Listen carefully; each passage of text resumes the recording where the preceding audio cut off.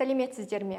Бүгін мен сіздермен американдық психолог Сальваторе Меди әзірлеген өмірге төзімділік тестін түсіндіремін. Бұл тест жасөспірімнің ішкі тепе-теңдікті сақтай отырып және қызметтің сәттілігін төмендетпей, стресстік жағдайға төтеп беру қабілетін өлшемін сипаттайды. Өмірге төзімділік бұл өзі туралы, әлем туралы, әлеммен қарым-қатынас туралы сенім жүйесі. Тест арқылы біз жасөспірімдегі өмірге төзімділік деңгейінің негізгі 3 компонентін анықтаймыз. Өмірге төзімділік компоненттері: бірінші, қатысу компоненті. Бұл адамның өмірге белсенді қатысуын, өз ісінен ләззат алуын және айналасындағы адамдармен байланысын сипаттайды. Екінші компонент бақылау компоненті. Адамның өз өміріндегі жағдайларға әсер ете алатынына, қиындықтарды шешуде өз күшіне сенуіне байланысты. Үшінші компонент тәуекелді қабылдау. Өмірді тұрақты өзгерістер мен тәжірибе жинақтау процесі ретінде қабылдау қабілеті. Өмірге төзімділік тестінің мәтіні 45 сұрақтан тұрады. Оқушыға нұсқау береміз. Берілген сұрақтарға жауап беріңіз. Сіздің пікіріңізге сай келетін жауапты белгілеңіз. Жауап 4 нұсқадан тұрады. Иә, иә дегеннен гөрі жоқ, жоқ дегеннен гөрі иә және жоқ. Тесттің шкалалар кілті. Ұпайларды есептеу үшін ең маңызды тікелей тармақтарды және кері тармақтарды анықтайтын сұрақтарға назар аударуымыз керек. Тікелей тармақтарға 0-ден 3-ке дейінгі ұпайлар беріледі. Иә 3, иә дегеннен гөрі жоқ 2, жоқ дегеннен гөрі иә 1, жоқ 0 ұпай. Кері тармақтардың жауаптарына керісінше 3-тен 0-ге дейінгі ұпай беріледі.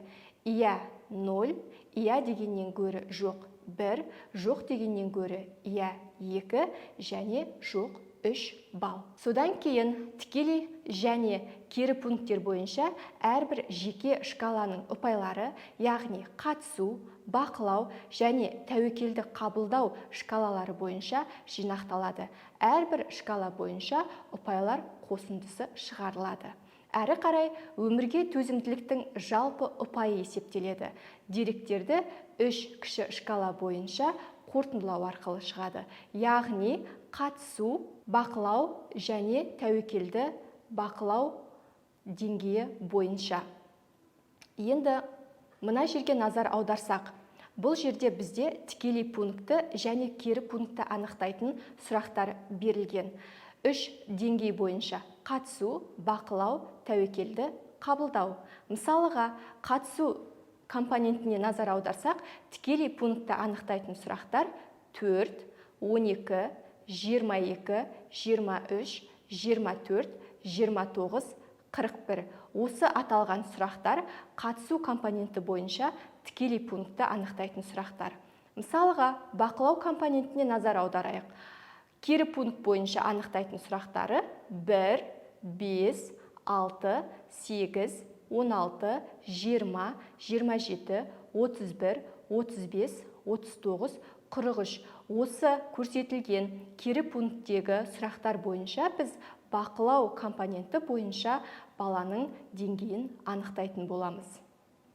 Тәуекелді қабылдау дәл осылай кестеге сәйкес кілтке назар аудару арқылы тікелей пункті, кері пункті анықтайтын сұрақтарды негізге ала отырып шкала ұпайларын шығаратын боламыз. Енді 3 компонент бойынша балдық шкалаға назар аударайық. Қатысу компоненті 0-ден 29-ға дейін төмен деңгей, орташа 30-46, жоғары 47-54. Бақылау компоненті 0-ден 20 төмен деңгей, орташа 21-38, жоғары 39-51. Тәуекелді қабылдау төмен деңгей 0-ден 8, орташа 9-18, жоғары 19-30. Өмірге төзімділік деңгейі 0-ден 61 төмен деңгей, 62-ден 96-99 орташа, жоғары 100-ден 145-ке дейін. Енді қалай есептейміз?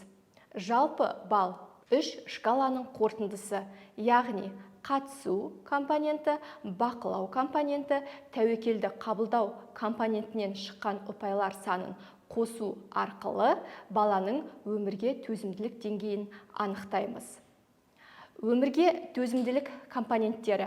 Бірінші қатысу компоненті. Бұл компонент адамның өмірге белсенді қатысуын, өз ісінен ләззат алуын және айналасындағы адамдармен байланысын сипаттайды. Егер бала қатысу деңгейінің жоғарғы деңгейін көрсетсе, адам өмірін мағыналы көреді, өз жұмысынан қуаныш алады, айналасындағылармен жылы қатынаста өзіне сенімді. Ал егер төмен деңгейді көрсетсе, өмірден алыстап, бәрі мәнсіз сезімінде болады. Өз ісіне қызығушылық төмен, эмоционалды бейтараптық немесе немқұрайлық байқалады. Екінші, бақылау компоненті. Адамның өз өміріндегі жағдайларға әсер ете алатынына, қиындықтарды шешуде өз күшіне сенуіне байланысты. Жоғарғы деңгей адам өзінің өмірін жолын өзі анықтайтынына сенеді. Белсенді позиция ұстанады, қиындықтарды басқаруға тырысады. Төмен деңгей дәрменсіздік, сыртқы күштерге тәуелділік сезімі. Мен ештеңе өзгерте алмаймын деген ұстаным байқалады. Үшінші компонент тәуекелді қабылдау. Өмірді тұрақты өзгерістер мен тәжірибе жинақтау процесі ретінде қабылдау қабілеті. Жоғарғы деңгей адам жаңа тәжірибеден қорықпайды, белгісіз жағдайларды даму мүмкіндігі ретінде қабылдайды, өмірге қызығушылығы жоғары. Ал бала төмен деңгейді көрсетсе, қауіпсіздік пен тұрақтылыққа шамадан тыс ұмтылыс, жаңа жағдайлардан қорқу, белсенділіктің төмендігі байқалады. Жоғарғы өмірге төзімділік деңгейі ішкі тұрақтылықты, сенімділікті, мақсатқа жету табандылығын, эмоциялық тепе-теңдікті көрсетеді. Ал оқушыда өмірге төзімділік деңгейі төмен деңгейді көрсетсе, қорқынышқа, енжарлыққа, дәрменсіздік сезіміне, жүйкелік күйзеліске бейімділікті білдіреді. Келесі бейнероликте оқушылардың мазасыздық деңгейін анықтайтын психодиагностикалық жұмыстарға тоқталамыз.